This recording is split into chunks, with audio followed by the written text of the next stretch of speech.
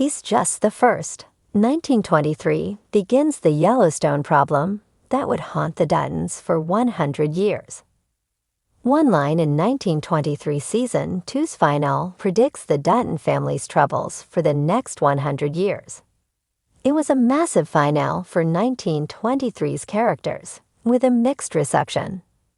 Alexandra of Sussex, Julia Schlapfer, had a tragic ending in 1923 season 2's finale, succumbing to complications of hypothermia after she refused to have her frostbitten limbs amputated. Spencer's Brandon Sklenar, wife delivers her baby prematurely before she dies, somewhat unbelievably, and despite her baby surviving, Alex dies in Spencer's arms. While it was a disappointing chapter for some of the Prohibition-era Duttons, the family's tactical war was a massive finish. While the conflict was long drawn out, the gunfights at the Yellowstone Dutton Ranch and the train station in Livingston were some of 1923's best finale moments. Banner Creighton's Jerome Flynn's story was particularly compelling, as the 1923 Season 1 villain undergoes a change of heart, trying to board a train to Oregon with his wife and son. Jacob Dutton, Harrison Ford, posted at the train station awaiting Spencer's arrival, stops the former sheep farmer's attempt to flee the ensuing conflict.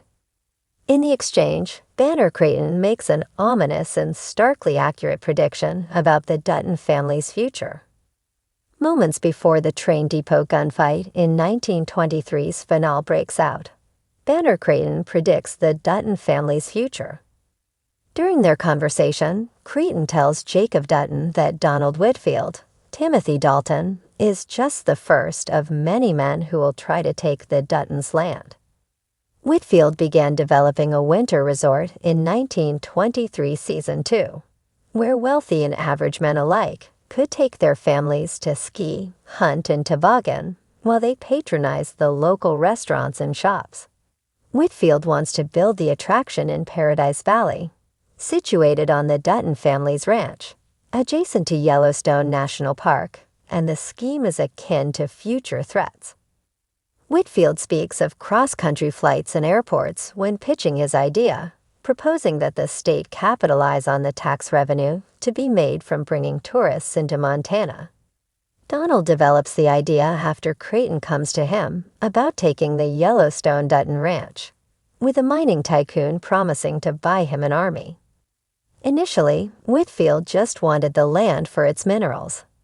However, after seeing some of his Norwegian miners skiing down the hillside, Whitfield shifts gears. Regardless, his plan was always to take the Yellowstone Ranch from the Dutton family, beginning a legacy that would last 100 years. Donald Whitfield is the first Yellowstone villain to come after the Duttons' land, but he isn't the last. Yellowstone screenwriter Taylor Sheridan builds the story for the original series around John Dutton IE's struggle to maintain his family's property, the largest contiguous ranch in the United States, with help from his kids, Beth, Kelly Riley, and Case, Luke Grimes. Yellowstone kicks off with Dan Jenkins, Danny Hostin, buying an adjacent parcel of land, planning a high-end residential community where people from New York and California can kick back and relax in their vacation homes while enjoying Montana's resources, including its solitude. Malcolm, Neil McDonough, and Teal Beck, Terry Serpico, kill Dan Jenkins over his deal with Thomas Rainwater, Gil Birmingham, to build a casino at the gate of the Yellowstone National Park, taking out the Dutton family's enemy for their benefit.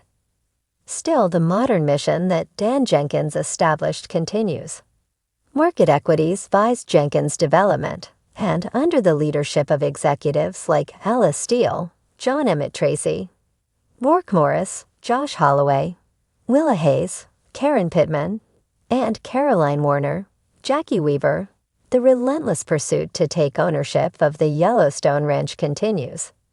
Therefore, Banner was right that Whitfield was just the beginning. Despite countless threats, Beth and Case hold down the family's claim to the land, sometimes with help from Wes Bentley's Janie Dutton, until Yellowstone Season 5's finale. John Duttons, Kevin Costner, son, sells the Yellowstone Dutton Ranch to the Broken Rock tribe in the end, which ultimately neutralizes their fight to maintain its stewardship. While Beth had put up a pretty good fight, Market Equities was still vying for their claim of Paradise Valley, and Sarah Atwood, Dawn Olivieri, was intent on doing whatever it took, including ordering John Dutton's murder. Ultimately, the Duttons could have kept fighting if not for one detail.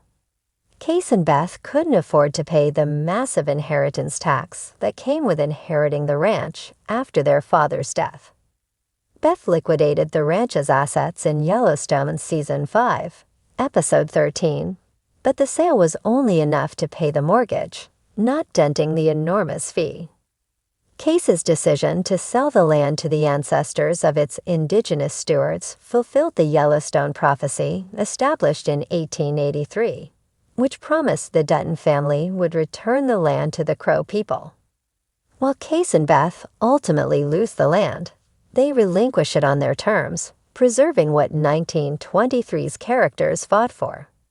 The Montana wind howled through the valley like a restless ghost, pulling at the hem of Cara Dutton's skirt as she stood on the porch of the Yellowstone ranch house. The blood on her hands was not yet dry. It never seemed to wash out these days. And in the distance, the rumble of hooves, heralding a future written in conflict, echoed across the land. "He's just the first," she whispered, eyes locked on the horizon, where the sun dipped behind the jagged Tettons. "The land is going to take more." In 1923, the first war over the Yellowstone wasn't fought with rifles alone. It was waged with greed, betrayal, and the arrogance of men who underestimated the Dutton resolve. And that first man, Donald Whitfield, was merely the beginning of the curse. The seed of conflict. Donald Whitfield had money. That was his weapon of choice. He came west in tailored suits, silk ties, and a mouth full of promises. Promises to bring railroads, civilization, and prosperity. But what he wanted was the land, the soul of Montana, and it just so happened the Duttons stood directly in his way. Jacob Dutton, hard-worn and silent, had already buried too many brothers in the dirt, and he knew Whitfield for what he was the moment they shook hands. He wasn't a cattleman. He wasn't even a man of the West. He was an empire builder, the kind who believed land could be bought with dollars instead of blood. Whitfield tried to buy the Yellowstone. Jacob refused. That made it war. And it began in whispers. Bribes to neighbors, fires set under cover of night, poisoned cattle. But it escalated fast. Whitfield brought violence with elegance, wrapping his destruction in law and loophole. He played chess while the Duttons held their rifles and guarded their fences. When Jacob was gunned down on the road, left for dead, and Cara was forced to load her shotgun with trembling hands, the Dutton legacy split wide open. That was the moment the ranch became more than home. It became sacred ground. And it became cursed. A legacy written in blood. They won, or at least it seemed like they did. Whitfield was buried with no monument. His name disappeared from the newspapers, his business partners suddenly reluctant to admit they ever knew him. But like a wound that won't heal, what he started festered. The land was too valuable, the water too pure, the view too perfect. There would always be another Whitfield, another outsider looking in, another hand reaching for what wasn't theirs. Spencer Dutton, hardened by the battlefields of Africa and broken by the things he'd seen, came home not just to fight, but to carry the burden. He and Alexandra had believed their love was the anchor, but even love struggles under the weight of legacy. And Spencer saw it clear. "We're not living," he told her one night, staring into the fire. "We're holding the line." Each Dutton who followed inherited that war.